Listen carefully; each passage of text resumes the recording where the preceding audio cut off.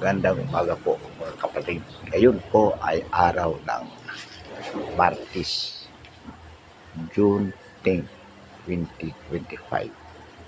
Pag-usapan po natin mga kapatid kung paano po ang isang tao ay makakapasok po ng ganap sa ating kilusan sa bagong daan.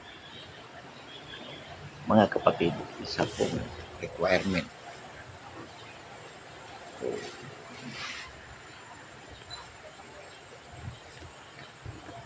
o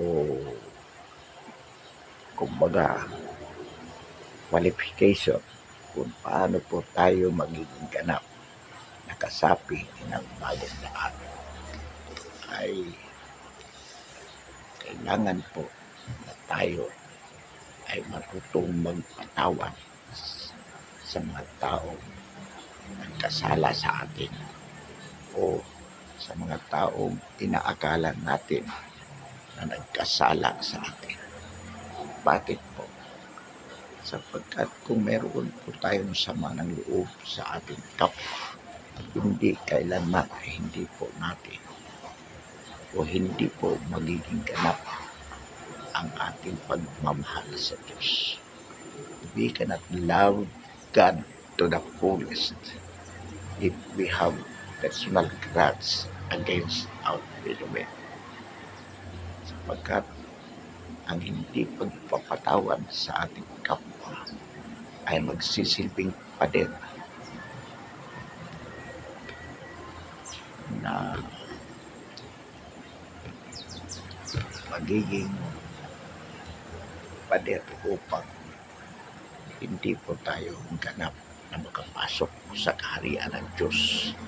Kaya kailangan mga kapatid ang pagpapatawad sa sinumang tao na nakagawa sa atin ng mga pagkukulang, sapagkat dito po lamang natin mapapatunayan na talagang mahal natin ang Diyos, katulad po ng sinasabi natin.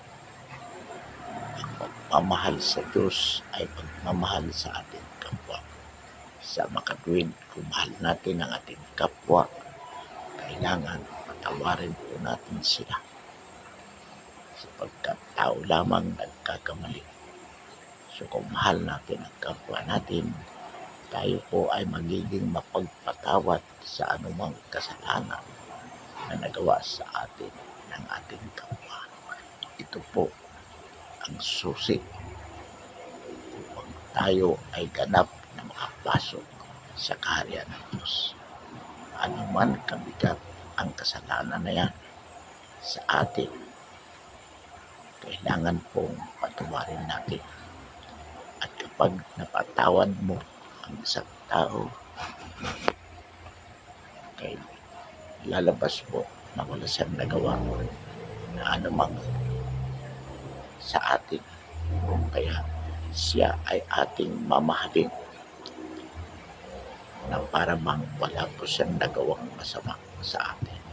Ito po mga kapatid ang tunay na pagmamahal sa Diyos at tunay na pagmamahal sa ating kapwa. Sa tuwi-tuwi na ay ang pagiging mapagpatawad sa sino mang nagkasala sa atin.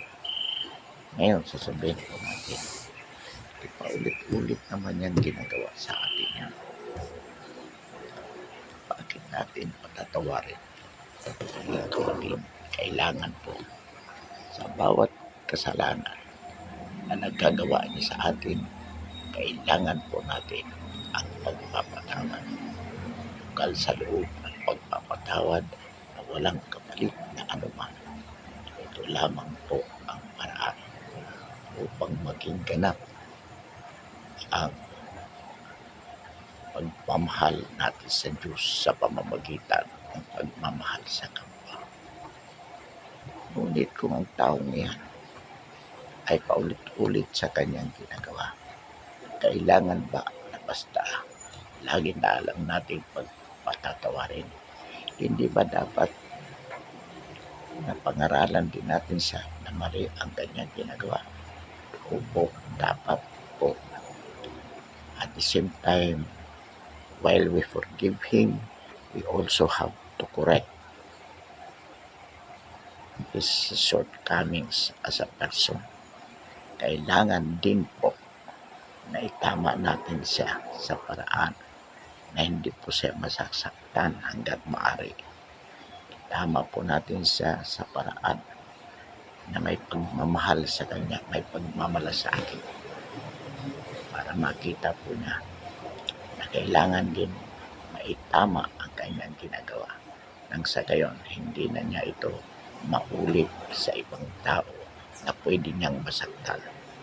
But so far as we are concerned, kailangan po ipakita natin sa kanya na lagi po tayo nagpapatawad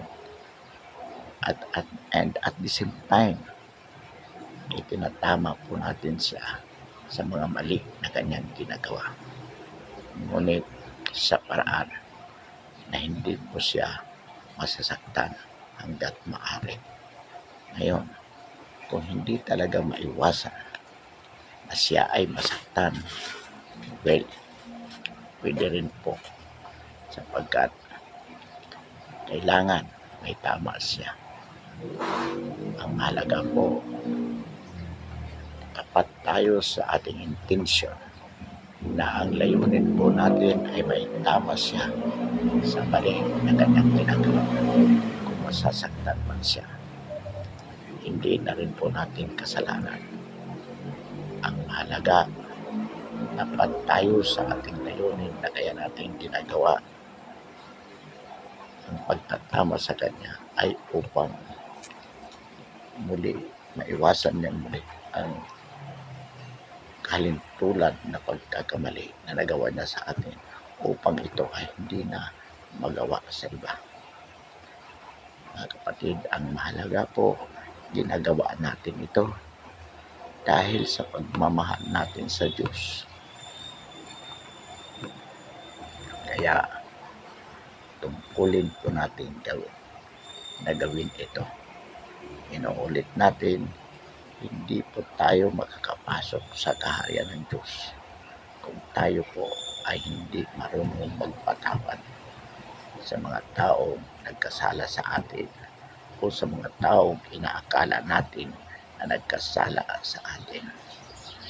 Kailangan po maging mapagpatawad po tayo dulot ng ating pagmamahal sa Kanya, dahil mahal natin ang Diyos.